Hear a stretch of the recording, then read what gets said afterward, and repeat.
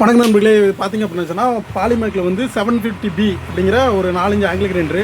இதில் என்ன கம்ப்ளைண்ட் அப்படின்னு சொல்லி வச்சுன்னா, கஸ்டமர் மிஷினை ரன் பண்ணும்போது வால் கட்டும்போது திடீர்னு ஸ்டக் ஆகுது அப்படிங்கிற மாதிரி சொல்லியிருக்காங்க. ஸோ திடீர்னு ஸ்டக் ஆகுது அப்படின்னு வச்சுன்னா பேரிங் தான். ஏன்னா சில டைம் வந்து பேரிங் வந்து அதே இடத்துல இருக்கும், அந்த ரவுண்டுக்குள்ளே சுற்றிட்டு இருக்கும்போது பேரிங் போனாலும் உங்களுக்கு நல்லா வெட்டும். சில நேரம் அந்த பொசிஷன் மாறும்போது உங்களுக்கு வந்து இந்த ப்ராப்ளம் வரும். ஸோ இதில் தான் என்ன ப்ராப்ளம் அப்படின்னு சொல்லி பார்க்க போகிறோம்.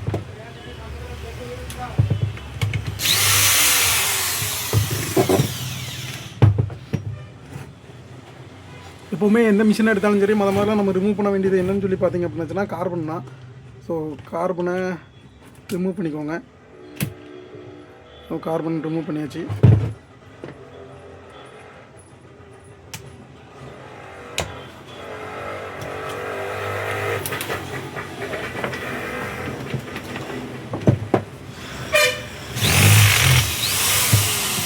ஸோ இப்போ நம்ம வந்து உள்ளே இருக்கிற ஆர்மேச்சரில் இருக்கிற பேரிங் தான் கழட்ட போகிறோம். அதனால் என்ன பண்ணுறோம் அப்படின்னா, இந்த கியர் பாக்ஸ் வந்து கீழே இருக்கிற பாடி கூட ஜாயிண்டாக இருக்கிற இந்த 4 ஸ்க்ரூ ரிமூவ் பண்ணுறோம். ரிமூவ் பண்ணிட்டோம் அப்படின்னாச்சுன்னா அந்த பிளாஸ்டிக் பாடியும் இந்த கியர் பாக்ஸையும் தனித்தனியாக பிரிச்சுக்கலாம். அதனால் அந்த 4 நம்ம ரிமூவ் பண்ணுறோம். இதை ரிமூவ் பண்ணுறதுக்கு முன்னாடி கண்டிப்பான முறையில் கார்பனை வந்து நீங்கள் ரிமூவ் பண்ணியிருக்கணும், சரிங்களா? ஸோ இப்போ வந்து நம்ம இதை ரிமூவ் பண்ணிட்டோம். ரிமூவ் பண்ணதுக்கப்புறம் பார்த்தீங்க அப்படின்னாச்சுன்னா இந்த டைப்பு மாடலில் வந்து எப்படி இருக்கும் அப்படின்னாச்சுன்னா, ஆர்மேச்சரையும் கியர் பாக்ஸையும் தனியாக பிரிக்கணும் அப்படின்னாச்சுன்னா நீங்கள் வந்து முன்னாடி இருக்கிற பேரிங் பிளான்ஸ் வழியாக தான் நீங்கள் வந்து ஆர்மேச்சரையும் கியர் பாக்ஸையும் பிரிக்க முடியும். மற்ற மாடலெல்லாம் இப்போ நீங்கள் ஆர்மேச்சரை பிடிச்சி இழுத்தீங்க அப்படின்னாலே ஆர்மேச்சர் தனியாக கியர் பாக்ஸ் தனியாக வந்துடும். ஆனால் இந்த இதில் வந்து என்ன பண்ணியிருப்பாங்க அப்படின்னா, ஆர்மேச்சருக்கு மேலே ஒரு பேரிங் இருக்குது பார்த்திங்கன்னா, அந்த பேரிங் வந்து கியர் பாக்ஸில் வந்து ஒரு ஸ்க்ரூ 3 ஸ்க்ரூ மூலமாக உங்களுக்கு வந்து டைட் பண்ணியிருப்பாங்க. அதனால் நீங்கள் பேரிங் பிளான்ஸை கழட்டிட்டு தான் நீங்கள் வந்து ரிமூவ் பண்ணணும். அது எப்படிங்கிறத பார்க்கலாம். ஸோ இப்போ கியர் பேரிங்கும் நல்லா தான் இருக்குது. ஸோ இப்போ வந்து ஆர்மேச்சர் பேரிங்கும் நல்லா தான் இருக்குது. ஆனால் வேறு வழி இல்லை, நம்ம மாற்றி தான் ஆகணும். ஸோ நம்ம மாற்ற போகிறோம். இப்போ வந்து நம்ம என்ன பண்ணுறோம் அப்படின்னாச்சுன்னா 10ஆம் நம்பர் ஸ்பேனர் வந்து உள்ளே வச்சு பிடிச்சிட்டு நம்ம கழட்ட போகிறோம்.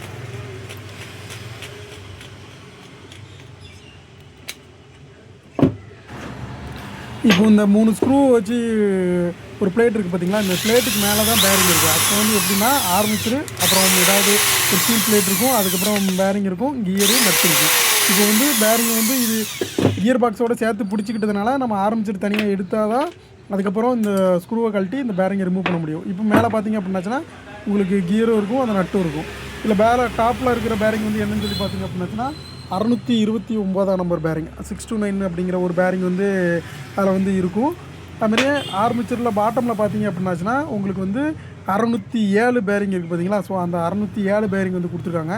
நம்ம இப்போ 2 பேரிங்கை மட்டும்தான் நம்ம ரீப்ளேஸ் பண்ண போகிறோம். ஸோ பாட்டம் பேரிங் வந்து நீங்கள் பேரிங் புல்லரை வச்சு ரிமூவ் பண்ணிக்கலாம். இந்த பேரிங் புல்லர் வந்து நார்மலாக ஆன்லைன்லேயே கிடைக்கும். இல்லை பக்கத்தில் ஒரு பெரிய ஹார்ட்வேர்ஸ் கடையில் போய் கேட்டிங்க அப்படின்னா கண்டிப்பாக பேரிங் புல்லர் வச்சுருப்பாங்க. ஸோ அந்த பேரிங் புல்லரை போட்டு நீங்கள் கீழே இருக்கிற பேரிங்கு 607 அதை வந்து நீங்கள் ரிமூவ் பண்ணிக்கலாம். அதுக்கப்புறம் டாப் பேரிங் வந்து ஈஸியாக நமக்கு வந்துருச்சு. ஸோ 629 இந்த 2 பேரிங் தான் வந்து நம்ம இப்போ ரீப்ளேஸ் பண்ண போகிறோம்.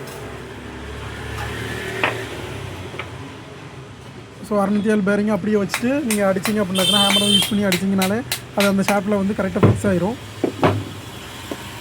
அதுக்கப்புறம் பார்த்திங்கன்னா டாப்பில் வந்து 629 ஃபிக்ஸ் பண்ணிவிட்டு அப்புறம் மறக்காமல் அந்த பிளேட்டை வந்து நம்ம வந்து போடணும். ஸோ இப்போ நம்ம வந்து ஃபிக்ஸ் பண்ணிக்கிறோம். அப்புறம் பிளேட்டை வந்து நம்ம போடுறோம்.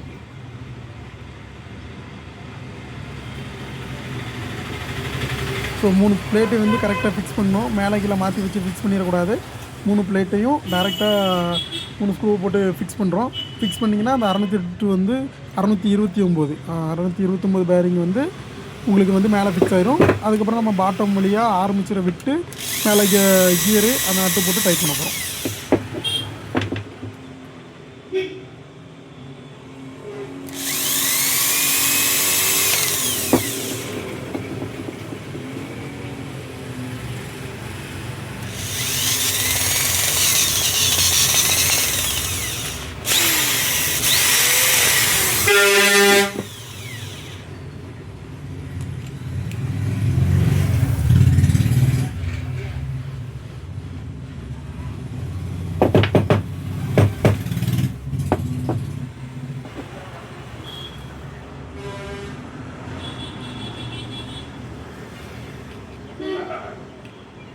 ஸோ இப்போ வந்து நம்ம என்ன பண்ணுறோம் அப்படின்னாச்சுன்னா இந்த கியரை வந்து உள்ளே போட்டுருவோம். ஏன்னா கீழே வெளியே தள்ளும்போது அந்த கேப் அந்தளவுக்கு இருக்காது. ஸோ அந்த கியரை போட்டுக்கிறோம். அப்புறம் நார்மலாக ஒரு டஸ்டர் வச்சு கரெக்டாக அந்த ஷாஃப்ட்டில் யூஸ் பண்ணுற மாதிரி போட்டுக்கலாம். இந்த மிஷினில் வந்து என்ன ப்ராப்ளம் அப்படின்னு சொல்லி பார்த்தீங்க அப்படின்னா, அதில் வந்து ஒரு ஸ்கொயர் டைப் இருக்கும். ஸோ இந்த ஆர்மிச்சர் ஷாஃப்ட்டில் இருக்கக்கூடிய ஸ்கொயர் டைப்பும் கியரில் இருக்கக்கூடிய ஸ்கொயர் டைப்பு ஷேப்பு வந்து ஸ்ட்ரெயிட்டாக இருந்தால் மட்டும்தான் இது வந்து உங்களுக்கு லாக் ஆகும். மற்ற மிஷின்ஸ்லாம் சும்மா தான் இருக்கும். ஸோ அதனால் நீங்கள் சும்மா போட்டுட்டு நட்டை டைட் விட்டிங்கன்னா அந்த நட்டு டைட்டில் இருக்கும். இது வந்து அந்த ஸ்கொயரும் இருக்கும். மாட்டுறதுக்கு கொஞ்சம் கஷ்டமான ப்ராசஸ் தான். ஆனால் பார்த்திங்க அப்படின்னா ரொம்ப ஒர்த்தான ஒரு வேல்யூபுளான ஷேப் வந்து அந்த ஸ்கொயர் டைப்பு.